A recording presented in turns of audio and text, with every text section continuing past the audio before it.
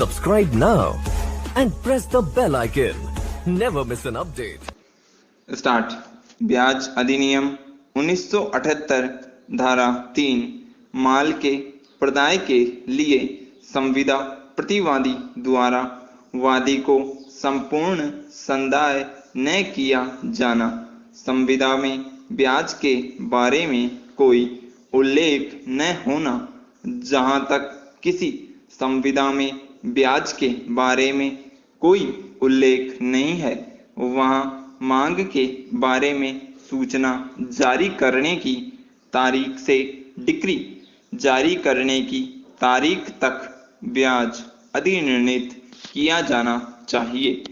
ब्याज अधिनियम 1978 धारा 3 से पठित सिविल प्रक्रिया संहिता 1908 की धारा 34 ब्याज की दर अवधारणा, जहां मामले में ब्याज की विद्यमान दर के बारे में कोई साक्ष्य उपलब्ध नहीं है, वहां न्यायालय विधि के अनुसार विवेक का प्रयोग करते हुए न्यायोचित और ब्याज अधिनिर्णित कर सकता है।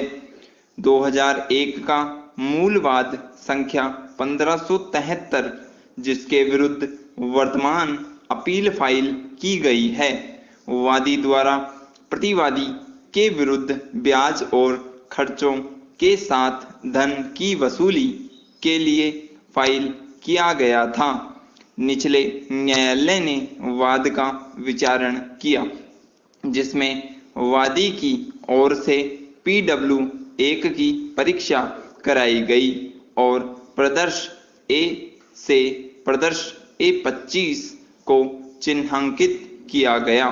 प्रतिवादियों की ओर से PW 1 से PW 5 की परीक्षा कराई गई और प्रदर्श B1 से प्रदर्श B15 को चिन्हांकित किया गया। अंततः विचारण न्यायालय ने यह अभिनिर्धारित करते हुए डिक्री पारित की कि वादी तारीख 15 जून 2001 से डिक्री पारित किए जाने की तारीख तक ब्याज के साथ दावे के एक भाग के लिए हकदार है। निचले न्यायालय में प्रथम विवादक ब्याज के प्रश्न के बारे में था।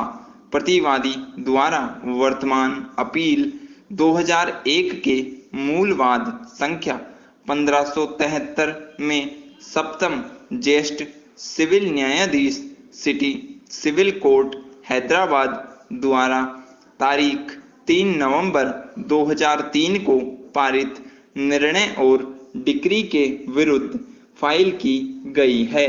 अपील खारिज करते हुए पैराग्राफ चेंज। इस बारे में विधिपूर्ण रूप से स्थापित है कि ब्याज के संदाय के लिए किसी संविदा के अभाव में ब्याज अधिनियम 1978 की धारा 3 के अनुसार मांगा जा सकता है। विधि की यह धारा उस स्थिति का समाधान करती है जहां संविदा में ब्याज के बारे में कोई उल्लेख नहीं है। ऐसे किसी मामले में इस विषय पर स्थापित विधि के अनुसार विधिक आज्ञा यह है कि किसी पक्षकार को ब्याज के साथ मूल धनराशि की लिखित सूचना द्वारा मांग करनी चाहिए और इसके पश्चात न्यायालय सूचना में उल्लिखित तारीख से ब्याज मंजूर करने के लिए सशक्त है। Paragraph change.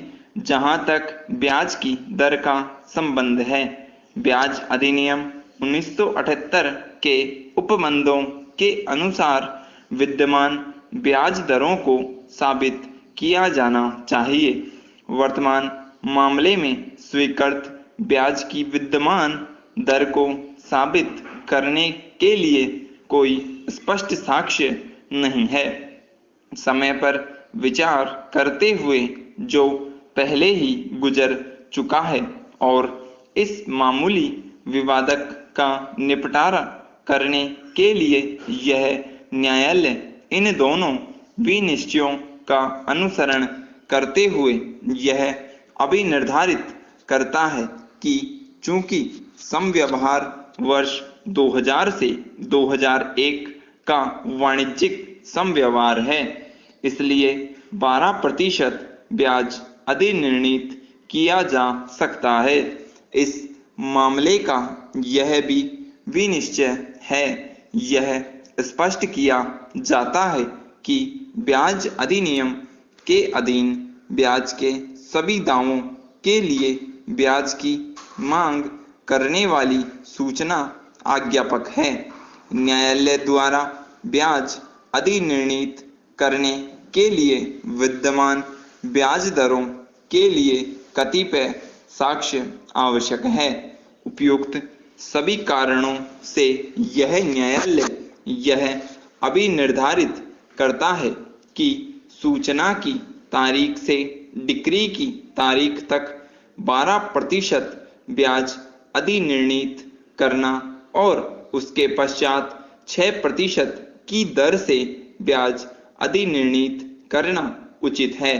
परिणामतः अपील खारिज की जाती है और सप्तम ज्येष्ठ न्यायाधीश सिटी सिविल न्यायालय हैदराबाद द्वारा 2001 के मूल वाद संख्या 1573 में तारीख 3 नवंबर 2003 को पारित निर्णय और डिक्री की पुष्टि की जाती है। तथापि खर्चों के बारे में कोई आदेश नहीं किया जाता है। इस अपील में लंबित प्रकीर्ण आवेदनों को यदि कोई हो बंद किया जाता है। Stop. Subscribe now and press the bell icon.